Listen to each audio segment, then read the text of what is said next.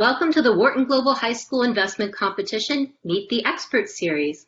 I'm Diana Drake, Managing Editor with the Wharton Global Youth Program at the Wharton School, University of Pennsylvania. The Wharton Global Youth Program uses the opportunities of the Wharton academic community to educate, inform, and inspire pre-college students to explore business and finance in meaningful ways and become leaders who will transform the global economy. One of the things that makes our community so great is that it truly reaches around the globe. Before we get started, please let us know in the chat channel where you're joining us from today.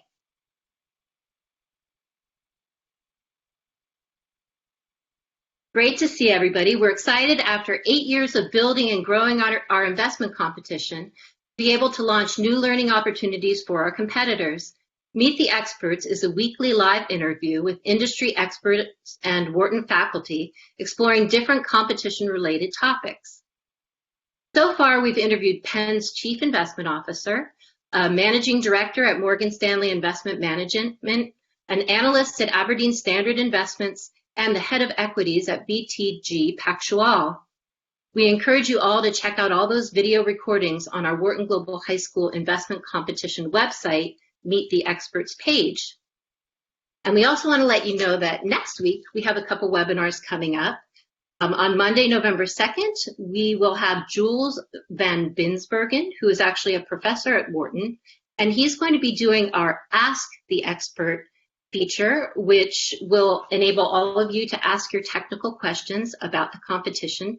So please tune in at 11 a.m. Eastern on Monday, November 2nd.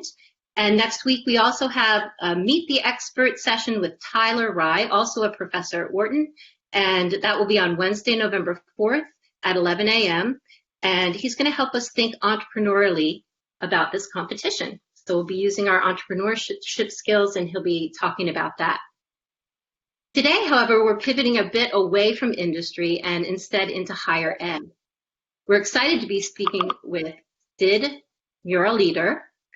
Sid is a senior at Virginia Tech University, and we first met him a few years back while he was still in high school in Virginia. He led the team that took first place overall in the 2017-2018 Wharton Global High School Investment Competition, which we then called the KWHS Investment Competition. True to his nature, Sid has been very busy since his Wharton competition win, and I'm really looking forward to hearing about all that he's been up to. Sid, it's great to see you again. Great to see you as well, Ms. Drake. I hope you and your family have been doing well throughout the challenges of the pandemic.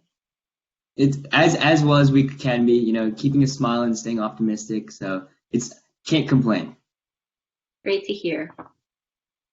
So I want to revisit your competition days in a minute, but first, let's catch up on your life after high school. You've been innovating and networking pretty much since you set foot on the campus of Virginia Tech. So the first thing I want to talk about is coins at VT.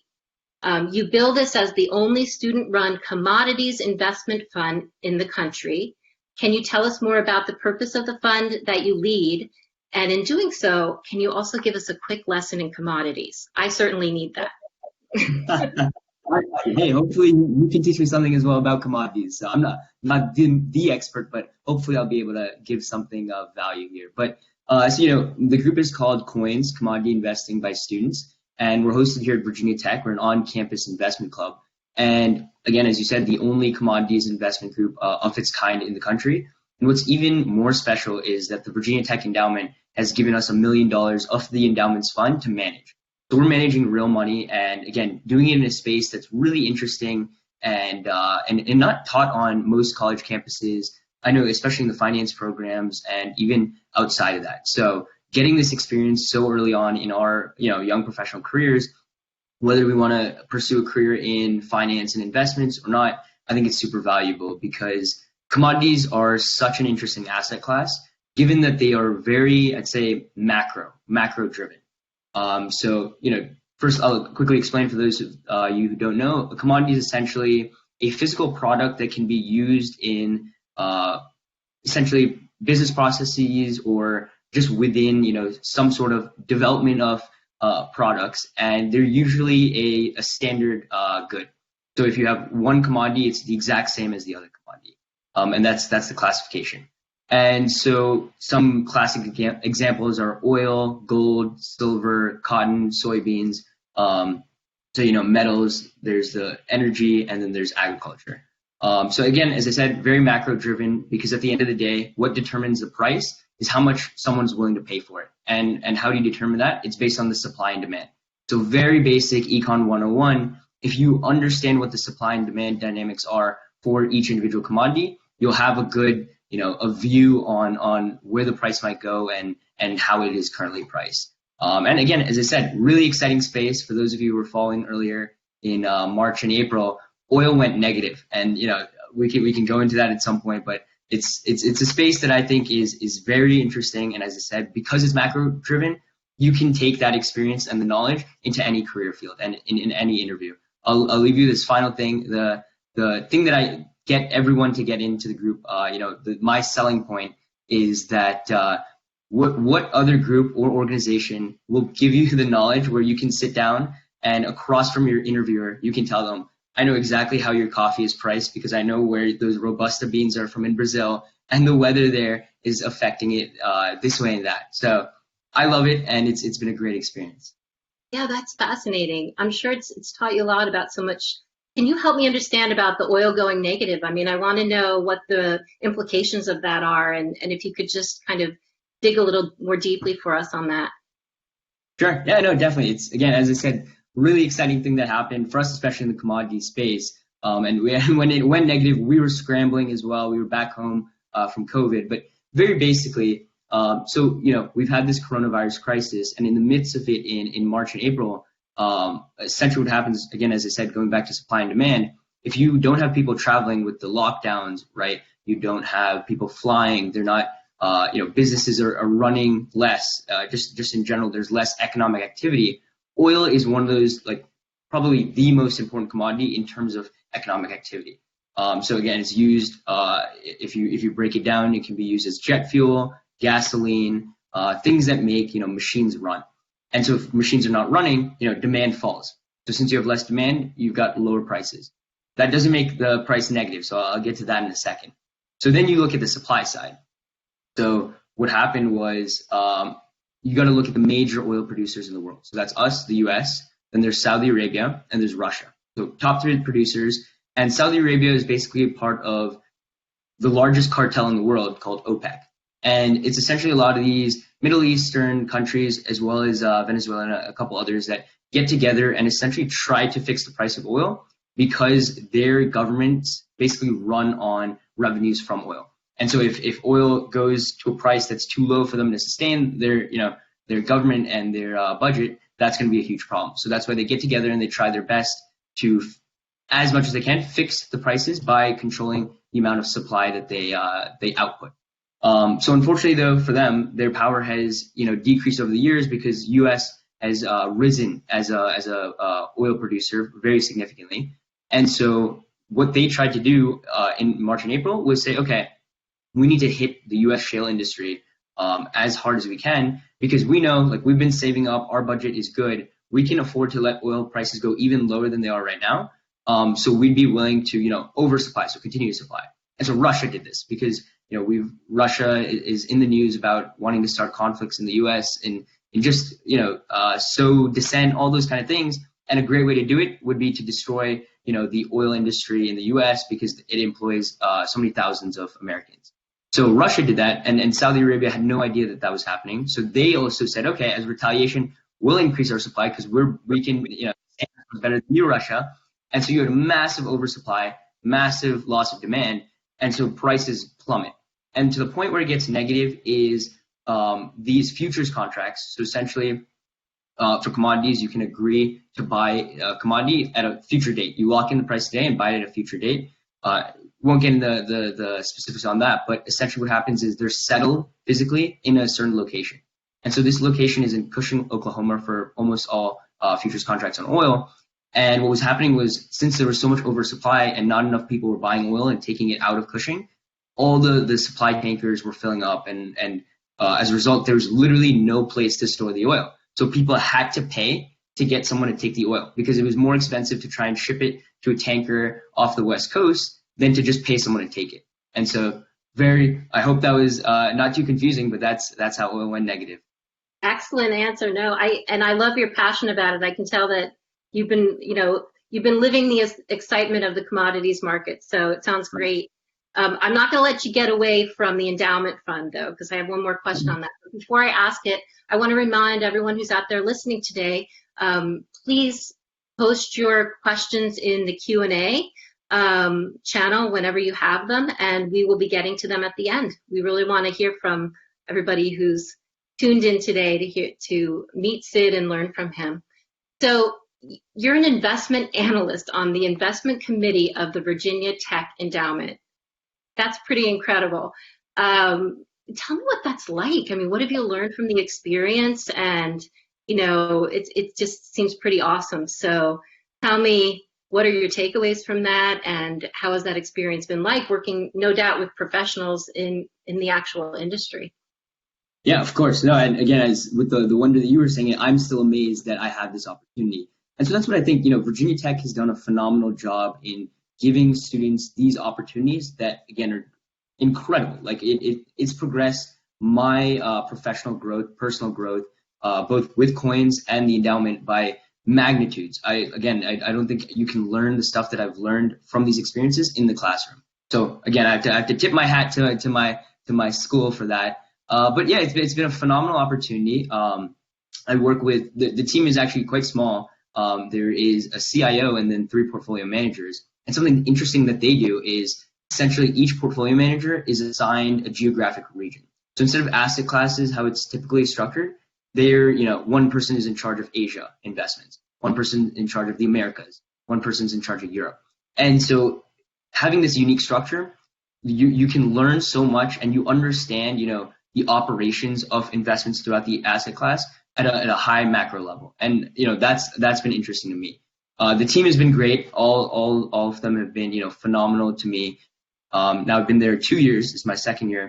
And it was funny. My roommate is actually the other intern with me. And he's actually a engineer, and they were still willing to take him on. I made sure we prepped for 5 hours before his interview, so he was ready to go. So it's been exciting, and we get to rotate each off of each portfolio manager. So right now I'm spending time with the Asian investment manager. So I think they've been great. It's been great, as you said, being able to interact with investment professionals at this early of a stage and working on deals and projects so closely has been an experience that I've just learned so much from. Really incredible. Congratulations on that. Okay, so let's think about another team. That team way back when you were in our investment competition. Okay. So when I think back to those days, and your team partner Suchet, who was really fundamental also to you guys winning, you pretty much began immediately capitalizing on your experience with the competition in different ways. For instance, you identified an interest in behavioral finance, and you even published papers on this topic in respected journals. And some of this was done under the company that you founded, which is called RiskTile, right? Can you tell us about RiskTile and how it relates to your work in the competition? Yeah, sure. So I'll take it a step back. So I'll say I first did the competition a year before I won the final competition, and it was a great experience. I had a lot of fun with my friends and I were doing it, and we got honorable mention. And while this was happening separately, it was really interesting because the KWHS competition stressed financial literacy. That was the whole point of the learning experience for us as students, but also stressing the fact that okay, you need to give back with the knowledge that you've gained. So that was interesting. So while that was going on, it was in the back of my head. I also naturally found this passion for financial literacy and behavioral finance. It started, I think, and a lot of people can relate to this, when I saw the movie The Big Short, and me and a friend, as we were sitting through it, we were thinking, we'd seen a lot of news about the student debt crisis, and we're saying, hey, a lot of these predatory loan schemes and this big debt bubble that keeps building sounds very similar to what happened in 2008. And so we actually published an op-ed on a creative solution, and so that got me excited. I was like, whoa, I'm published as a high schooler. Again, nothing. We weren't geniuses. I still am not a genius. I say this to this day, but since we put the passion and the work behind it, we were able to succeed. And so since I got this excitement, I said, hey, okay, let me try running with this. And I found a paper I was taking in my junior year of high school. I went to a STEM-focused school, so math, tech, engineering. It's all kind of forced down your throat and saying, okay, this is the path. And I was enjoying it, but I said, I don't know if this is what I want to do for a career for the rest of my life. Again, great skills and I need to have them, and I was enjoying the learning there. But I said, okay, junior year, I'm going to take the only two humanities courses offered at the school, which were psychology and economics. And I loved it. I just really enjoyed it, and I started seeing parallels between the two courses. And I came across a paper by Daniel Kahneman and Amos Tversky. Many of you might have heard of Professor Kahneman. He won the Nobel Prize a couple years ago, or actually a little longer than that. But anyway, so read this paper on prospect theory, which essentially they said, okay, we're going to challenge the underlying assumption of economics that every human is rational and acts in a rational manner. And they did this by giving a simple survey, which really hadn't been done before. They did it in 1979, and they found these crazy results that humans, not like us, were not acting rational. And if you change the framing of certain questions, they can answer completely differently, even if it's a question. And so I said, okay, that's really interesting. I took their survey and I came up as the exact opposite of their findings. So I was like, okay, am I crazy? Am I stupid? Like, what's going on here? And so I said, okay, I got to get some of my friends to do this, and let's see what happens with them. So I put it in the school's Facebook group, and over 400 people actually responded to it. So I said, oh, wow, like now I have a rich data set to play with. And so I started running some analysis, and then I came up with a mathematical model behind the survey to quantify individual risk appetite. And as this was going on, the competition for the next year started up. And I said, hey, since I'm doing this, why don't I combine both these things in financial literacy and my passions, put it together, and let's see what happens, right? Create some, it'd be creative. Probably, we hadn't seen anything similar like it in the year prior. So I said, hey, like, why not? So RiskTile is essentially the company of the analysis that we do there. And I applied the research of quantifying the individual risk appetite when we talked to the client, Jack Abraham at the time. It was another crazy connection. It was just the stars aligned for us that year. My brother's best friend's mom knew Jack Abraham's mom from like way back when, and Jack Abraham went to the same high school as my brother. So we were able to reach out. We were able to have him take my survey, and we were able to get his risk appetite and then say, okay, instead of just guessing what it would be, this is what his profile is. This is probably what his needs are for retirement, life goals, etc. And we constructed the portfolio around that. And I think, that went really well with the judges because they appreciated the client-centric approach. And so that's kind of in a nutshell how I wedded these two passions for financial literacy and was able to create something great out of it. Excellent.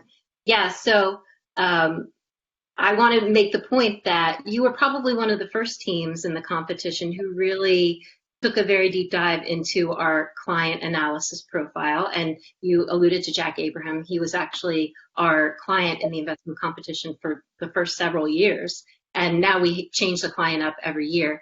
But a note of caution to those who are watching, we have actually asked all clients since Jack to not respond to teams about, specific questions about kind of their risk appetite and things like that, because they were getting bombarded with emails and all kinds of correspondence. But it was very impressive to see. And clearly you guys won that year's competition. So it was great.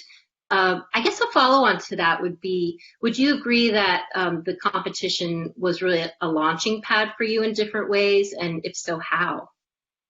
Yeah, sure. First of all, please apologize to all the new clients on my behalf for getting the emails. But yeah, KWHS competition, and I maintain to this day, has been one of the major points of, in every person's career, they have these things called turning points where they're doing something and either they get, turn in a different direction or they're launched into a trajectory that, takes them somewhere great. And KWHS has really been great for me in that sense because, as I said, I have this passion for financial literacy, behavioral finance, and it showed me, oh, wow, I can apply this and do something really cool. So let me continue to work at it and keep going with that. So that was great in one sense. Two is, again, I'm interested in finance. I've had a lot of experiences in the investment finance space. And so getting that knowledge of, okay, this is what you have to generally know if you're, pitching a stock or pitching a portfolio. This is how you should be thinking about things was extremely helpful because, it essentially polished my story as I went into meetings or spoke with professionals and was able to ask intelligent questions because of that. And then I think finally, it gave me a great network. Suchet, my brother, and Suchet's sister on the team, we all became much closer because of that, because we were working hard together, as close as family can get. But also a lot of other people at the competition I've still stayed in touch with. I get texts from them every so often, both from that year and then even years that I haven't attended. Students have reached out to me. And so that's been a great way for me to stay connected with the competition in as much as I can. And as I said, it's been great for me. And so whenever someone reaches out, I say, all right, we have to talk, because if you do this right, it can be great for you as well. Yes, and we have always appreciated that you've stayed connected and also that you've been a mentor to other students, which is terrific. So you mentioned being able to ask the right questions, right? Informed questions based upon your experience in the competition. I'm really interested about the internships that you've had. So maybe we can talk for a moment about that. Most recently at Citigroup's Sales and Trading Division, and before that with Kudu Investment Management, a private equity firm in New York City. So do you feel like they've helped you explore all facets of finance, and did it help you to kind of focus on what is the best career path for you? Right. No, it's as I said, those experiences have been fantastic for me. I learned, so as you said, I was Kudu Investment Management is private equity, and then Citigroup was more the market side. So I was basically getting that banking, deal, private equity experience one summer, and then the next summer focusing on markets and trading. And so these two very different experiences in finance opened my eyes up to the opportunities in the field. That it's not just investment and that's it. It's a huge field. There are so many different things you can do. And if anything, honestly, it made the decision harder for me to say, okay, what do I want to do by having these great experiences? So it was fantastic in that sense. And I think, again, the thing that I go back to for all my experiences is each experience is about the people that you meet and interact with, and what you gain from those interactions and relationships is going to be far more important than any technical tidbit or knowledge that you can gain in any of these interviews. Because a lot of the people at Kudu, I'm in touch with them like on a weekly basis. They serve as mentors for me. They're incredibly nice, and because I've built that relationship, I always know that if I need something or I have a question, I always have a group of these professionals who are at the top of their class to turn to and ask for help. And then again with Citigroup, unfortunately our internship was moved virtual this summer, but the Citigroup markets team really took on the challenge and said, okay, we'll make the effort to make sure that you guys have a great experience. And I was able to connect with so many different people at Citi throughout my time over the summer. Again, still in touch with a lot of them, and I've learned so much, again, professionally and then also on the technical side because of these relations. Yeah, I mean, you totally anticipated my next question, which is great. So I want to talk about that a little bit more, maybe more in technique than the actual experiences that you've had, because I think this is part of your superpower, Sid. I've seen you in action, and I would say that you're pretty masterful at knowing how to network and to build relationships.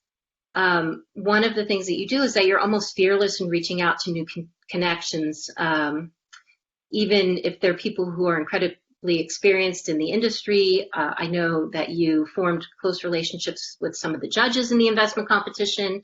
And, I'd love to kind of have you give a few maybe best practices in that area, because, I feel as though sometimes high school students don't necessarily know how to take that next step, and you just do it. So, what have you kind of learned in terms of how to be an effective networker? Right. No, that's a great question. I think, you hit the nail on the head in saying, I just do it. And not to rip off Nike, but that's what it comes down to.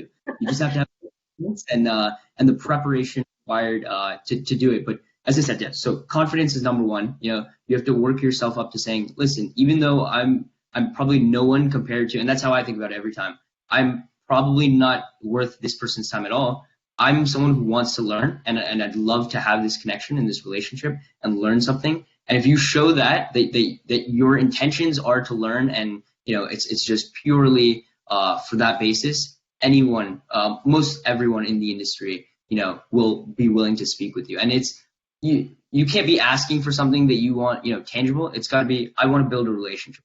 You don't need to say that word for word, but you have to be thinking about it in that way. So that's number one. Two is, I think, what works well for me is I just love people. I love talking to people. I love learning about other people. And I hate talking about myself, and I just love hearing about other people. And so for me, these conversations and interactions are just natural. It's just something I've just built up over time. And again, it's not for everyone. Not everyone needs to be that extroverted to be successful at networking, but you have to, have some passion for learning about other people. And even if it's for yourself, saying, okay, I want to learn how they're successful so I can be successful. If you put yourself in that mindset where you're saying, okay, like I want to learn about this other person, you'll have good interactions. And then I think the final thing is preparation. By far, before I go into any meeting, take any call, reach out to any person, I've already done like an hour of research on their background, what public information there is on them, if we have mutual connections, and if I know those mutual connections, asking them, can you tell me a little bit about this person? I'm having a call with them that day. As crazy as it sounds to do this, and might be borderline stalking, it's hugely helpful. The other person really appreciates it, and you avoid questions that you can, Google, right? If I'm asking a very basic question that I could have just looked up, they're going to say, okay, this kid's wasting my time. But if it's more, I looked into this in your background, and I just love to learn more. Can you tell me a little bit about this? That changes the dynamic, because suddenly they're like, whoa, I've never had a high school kid reach out to me and know what I've done for my entire career. Most people don't remember what they've done for their career. So if you go in with that preparation, the passion, and confidence, you'll be successful no matter what. Great advice. I have a couple more questions, and then we're going to turn to the questions from our audience. But I do want to remind everybody, if you have questions, please send them to us in the Q&A. I see a couple in there now, and we're excited to get to them. So please post your questions.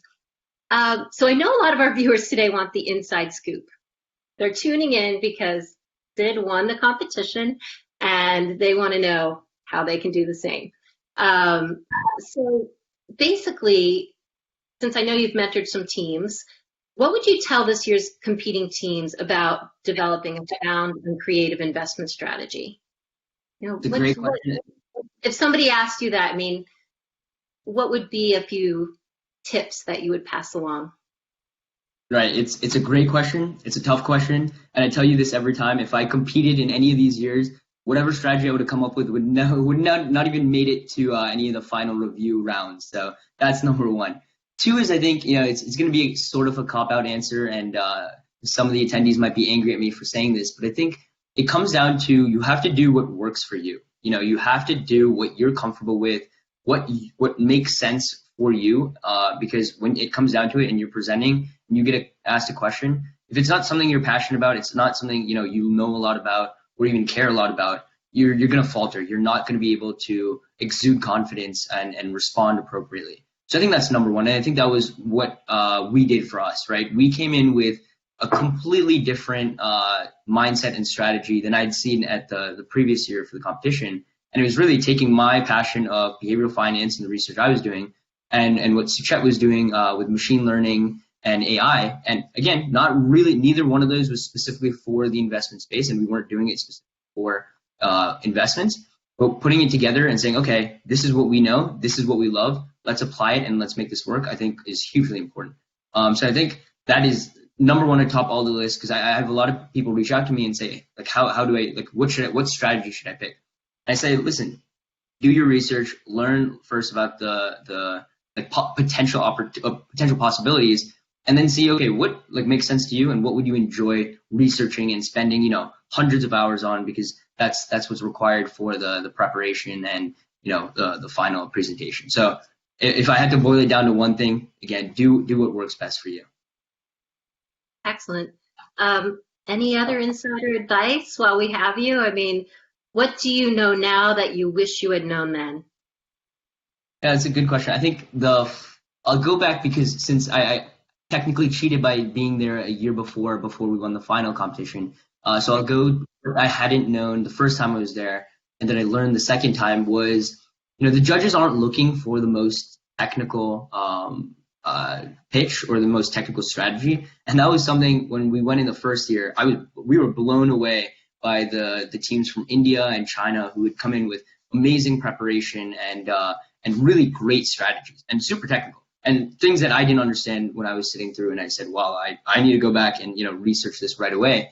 But at the end of the day, even if you have that great strategy, you have to be able to deliver and present well, and again have an interesting and creative take to the investment competition that shows, okay, this is what I brought to it. I didn't just take it from someone else's presentation, or I didn't just take a strategy that's already out there. So I think that if I'd known, I would have felt less stressed while I was sitting and watching all those presentations just blow me away. But it's good, and it's good to hear those other things and learn again the technical stuff. But don't feel like you have to go too far into the weeds to the point, again, as I said, you're not able to handle yourself if you were pressed in a tough Q&A. And I mean that you're talking a lot about the end game right now.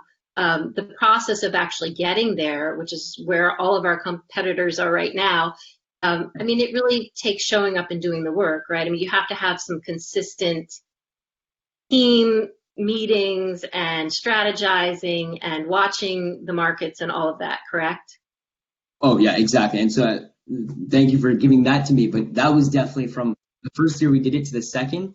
Or if you probably timed the amount of preparation we did for each, and again, the research, so not even before we got to the final stages, even in coming up with our strategy, we spent countless amounts of hours meeting, sitting together, talking, doing our own individual research. We've got literally Word documents that are 10, 20, 30 pages long of just research we were doing, ideas, constantly, as you said, meeting, and then finally following the markets to ensure that we were up to date and we knew what was going on. So that when we walked into the competition, we were able to, again, answer those questions. But yeah, preparation is huge. And I think that's a life thing in general. I said it for networking, getting these internships, this competition. Hard work, preparation will get you everywhere as long as, you really put in the time for it. It's a theme for sure. So I want to pivot over to our Q&A channel in just a minute. One more question, though, for you, which is, if I'm right, you're on track to finish college in 3 years. Is that correct? Yes. Yeah. So I want to know what set you on that track and how have you accomplished that? I mean, that's incredible, especially with coins and your work with the endowment and all of that. How do you manage your time? That's a great question. I ask that to myself every day, but I think, everything I do, I'm passionate about. So it never to me feels a chore. There's not one thing that I sit every day and say, oh no, like I have to do this. It's yes, I get to run the show for coins and get to give my macro update or do this and that. So I think that's really important, is making sure you're involving yourself in activities that you're interested and passionate about, and that you're taking away real value. You're getting a great learning experience, you're making good connections, whatever it may be, as long as there's a takeaway and you care about it. I think there's plenty of time in the day, in the week, in the year to do whatever you want. Then I think also, you said, so how am I on? I took a lot of AP credits, and again, as I said, and I've said this before, and I'll tell anyone who says otherwise, I'm not a genius, and the way that I've made up for not being as smart as all my other friends, and again, almost every other kid in the competition, is passion, it's hard work, and just the intellectual curiosity of wanting to learn more and going out and trying to grab at every opportunity I can, which is how I approach every day. If an opportunity arises, I'm going to take it.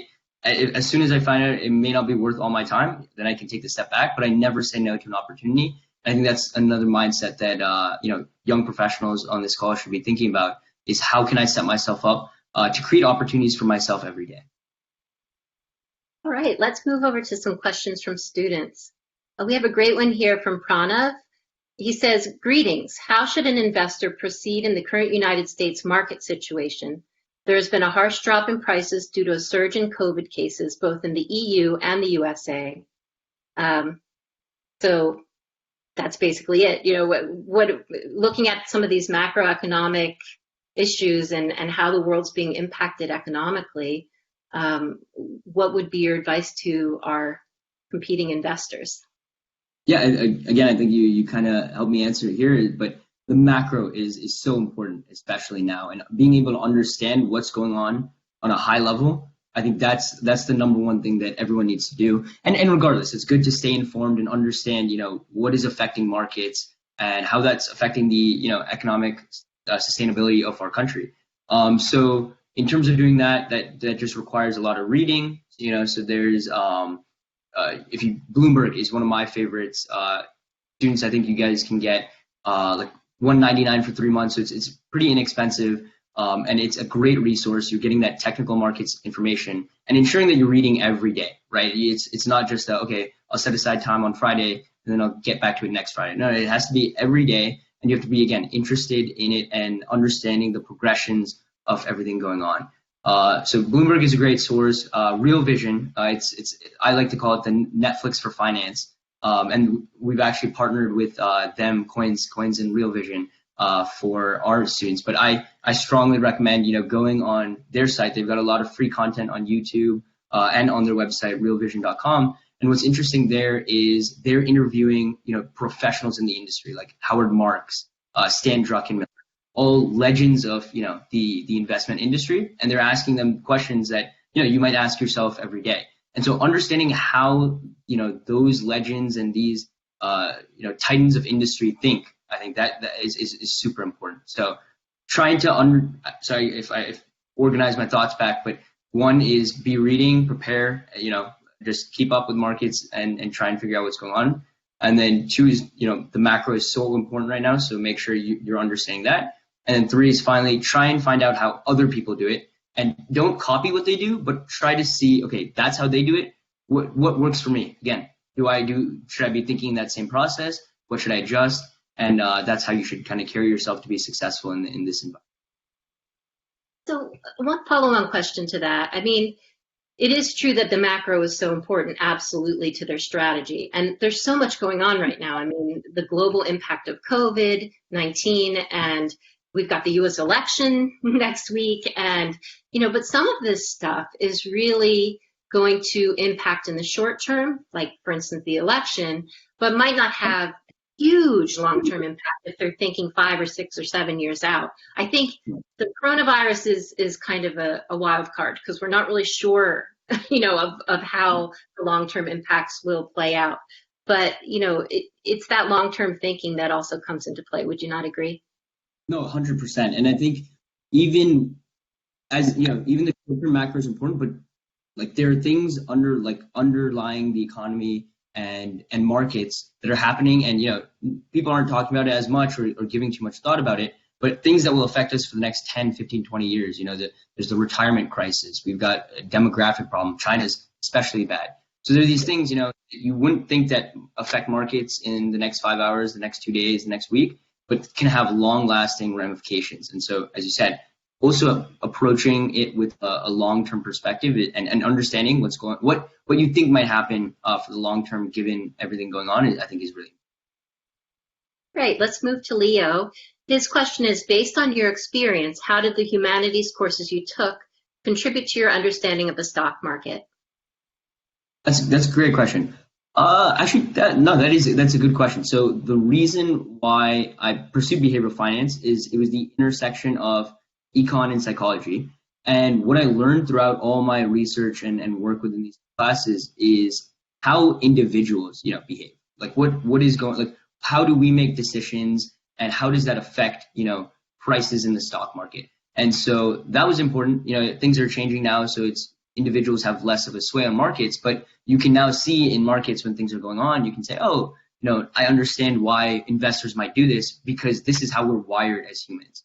So I think that was really important in my way of understanding markets from the behavioral finance perspective. Okay, Aryan wants to know, when do you think oil stocks will recover? Months, years? It's tough. It's a tough question. We've been watching it, and it's been range trading for a bit. The big question is, again, coronavirus, of course, and what are going to be the government responses.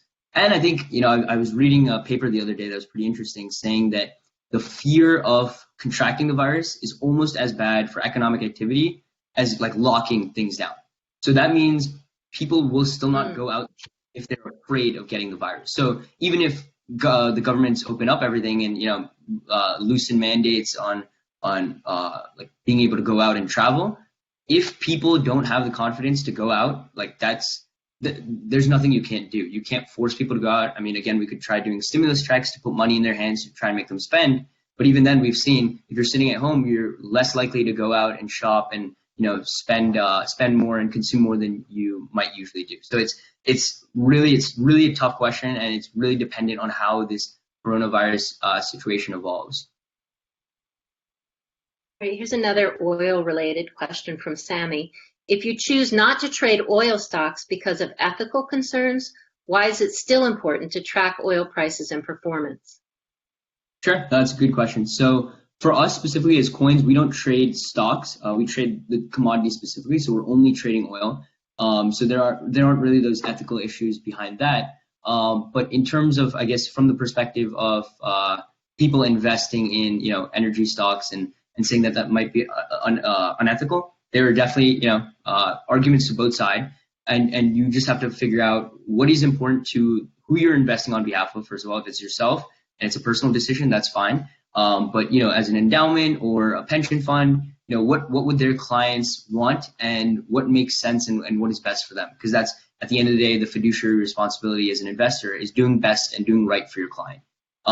So it's still possible to, like, even if you don't invest in energy stocks, you have to keep up with energy. You have to understand what is going on because, as I said, it basically runs the global economy. If there was no oil, if all the oil was taken away right now, it would be havoc, right? There are stories, that theorize that if the Strait of Hormuz, where a lot of the oil is shipped in and out of, if Iran or one of those countries were to blockade that strait for even a day or a week, it could have crazy ramifications that could spark wars.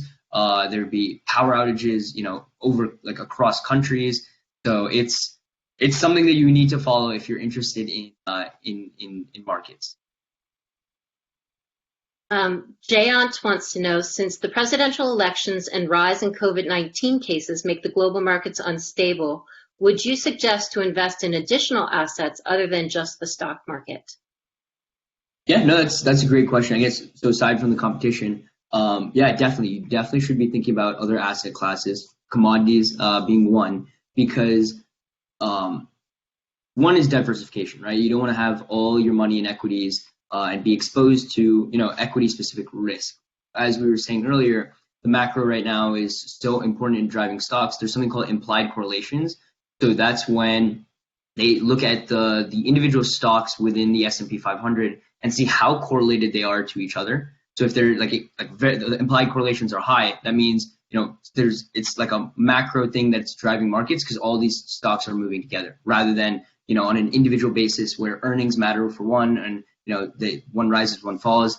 So with implied correlations being higher than usual, that makes equities tough because you're just taking on equity risk. Of course, there are ways to diversify within equities, but keeping it on an asset class level, getting exposure to things that outside of that range, again, as I said, commodities, which are more based on geopolitical issues, supply, demand, things that can't be I wouldn't say manipulated, but affected by like a stimulus bill, or though they can have small effects. But again, it's down to like supply and demand versus one thing that can change the entire market in a day. So again, definitely looking to other asset classes as a form of diversification. All right. I really like Colin's question here. I think it speaks to kind of using their time wisely as competitors and time management, which we talked about before. How much preparation should we do before the stock list comes out? And how should our usage of our time change once the competition starts? So as you know, we don't put the stock list out these days until kind of right before we start trading. So, I think he's really talking about kind of that pre-competition time when they're preparing as a team. What would you say to that? Yeah, no, I think as I've said throughout this call, preparation is key. And there's the Michael Jordan quote about, if I'm not practicing right now, there is someone else who is, and I can't allow that to happen because I need to be better than them. And so that is a mindset that you should have if you're someone who wants to, achieve and shoot for the stars. is if you're not working hard and you're not preparing and you're taking it easy, I promise you that there's someone either in the US, India, China, Brazil, wherever it is, they want it more and they're going to be preparing. So you need to, if this is like something that you want, you're super passionate about, make sure that you're putting in that preparation, that time. And again, as I said, with my experiences, it'll come naturally if you enjoy it. And that's another thing that's fine. If you realize, okay, finance isn't for me, that's good, right? You've learned something very important that will help you make career choices in the future. But you can't make that informed decision without, putting in a fair amount of work and saying, okay, now that I've given it a fair shot, now I make this. So I think, preparation, definitely. All right. Aryan would like to know, he says, I've read that now is an optimal time to buy gold and rare metals. What's the reasoning behind this? That's a great question. And that's awesome that you're reading about, gold and precious metals in high school. I didn't learn about it until I, got to college. And funnily enough, I started my commodities trading tenure as a gold trader. So we had just newly formed the division, got tapped on starting on gold, which again was great for me because I love global macro and understanding what's going on at a high level. And gold, like oil, is driven by very high level kind of things. So interesting things right now, reasons why people are saying, gold is a good investment is people are afraid of weaknesses in fiat currency. And what fiat currency is essentially currency that is backed by the will of the government, but not backed by, gold or something tangible. So the US dollar is a fiat currency. Almost every currency is actually a fiat currency. And so the fear is, if the governments start to lose control of their currencies, which has happened time and time again in our decades of history, almost every currency except for gold has failed over the thousands of years of all the experiments of currency. And so the argument is, okay, if you start to lose faith in the US dollar, the Chinese yuan, Japanese yen, you have to go to some physical tangible asset, and that's gold. And so reasons why people might be, losing confidence is one, government deficits are at all-time highs. They're borrowing like crazy, and the way that they have to cover it is, they print more money. And again, I won't get into the specifics of it, but when there's more money, whatever money you have right now becomes less valuable. And so if they have to keep printing to pay their bills, soon your currency is going to be, worthless. And so as a result, gold has maintained its value over thousands of years. The best, anecdote I love is back in Roman times, an ounce of gold would buy you a nice belt, nice sandals, and also a good, not a suit, but a coat. Today, that one ounce of gold can buy you a nice pair of shoes, a good belt, and a good suit. So it's maintained its value over thousands of years, and hopefully it should continue for the next couple thousand. So. Excellent. So you've talked a lot about your passion for finance. You've used the word fun a lot. I love your passion, Sid. I do. What do you do for fun other than finance? Give me one thing. I'm just curious. That's a great question.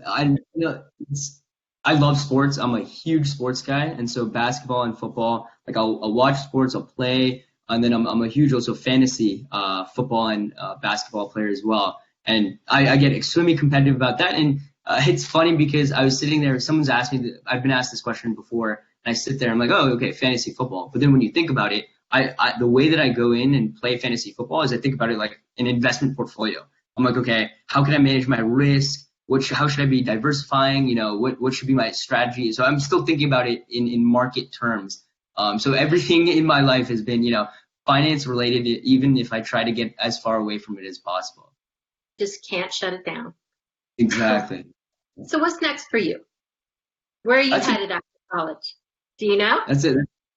So I will be, as of right now, I'm going to be working for Citi full time in their sales and trading division. And so hopefully, knock on wood, I'll be in New York City by next summer if things have, calmed down and normalized at least a little bit.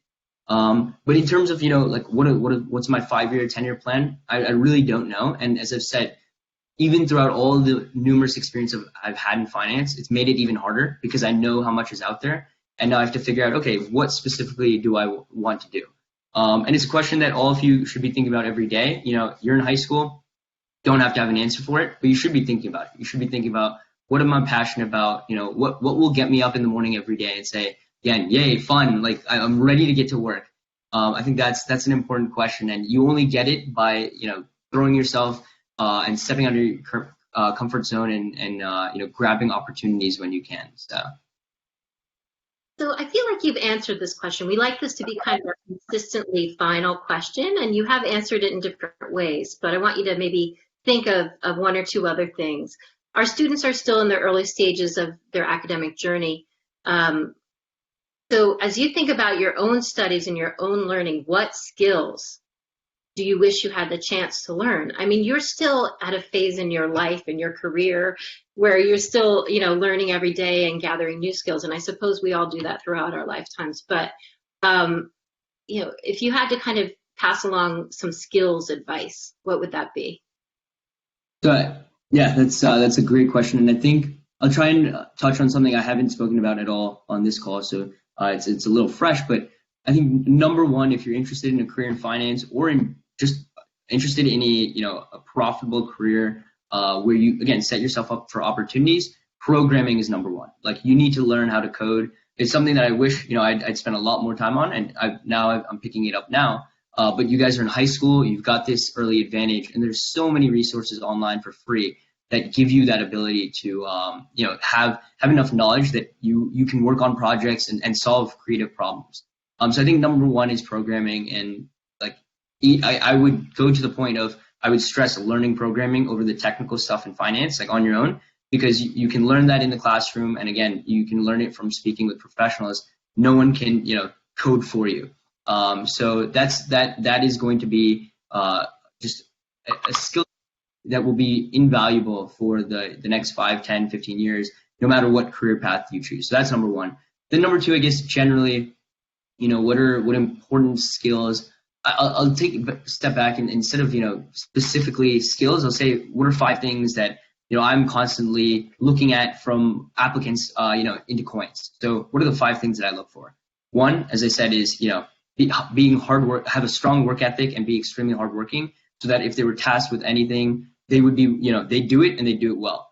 Number 2 is intellectual curiosity. So they're passionate about learning. They want to try different things, and it's something that they go out and do themselves. It doesn't have to be done for them. 3 is passion, enthusiasm. I love people who get excited about the work they do, and that, again, as I said, it helps with the work you do, because you'll naturally see your output be much better when you're passionate about something. 4 is being a great team player. So whether you're a leader, whether you're a follower, I want to make sure that you can do both and that you do both well. And that, you wouldn't cause problems for me on the team. And if anything, you'd be someone who would be supremely helpful and assist everyone or just make the group better just by being in it. The final thing, I guess, is specific for the finance side and for this competition as well, but a passion for markets. So knowing that someone is actually, interested in this, again, as I said, will make sure that when they're tasked with something difficult or when they just have to do their regular duties, I don't have to worry about, getting on their case to do it, because they'll do it anyway, because it's something that they're, interested in and want to learn more about. So those are my 5 things that I look for. They're great. Thank you so much, Sid, for joining us on Meet the Experts. It's been wonderful seeing you again, and I wish you luck with everything that you're heading into with your life after college. Of course, no, and thank you so much for having me. It's always a pleasure to speak with you, Miss Drake, Kara as well, and the rest of the team. So it's great to still be in touch. Great. And thanks to all of you for joining us. We hope to see you again on Monday, November 2nd for our Ask an Expert session with Professor Jules von Binsbergen from Wharton. That's at 11 a.m. Eastern, and he'll be answering all your questions, your technical questions for the competition. So we hope you'll join us then. Whether it's good morning, good night, or somewhere in between, wishing you all well on behalf of the Wharton Global Youth Program. We look forward to seeing you all again soon, and good luck with your mid-project team reviews.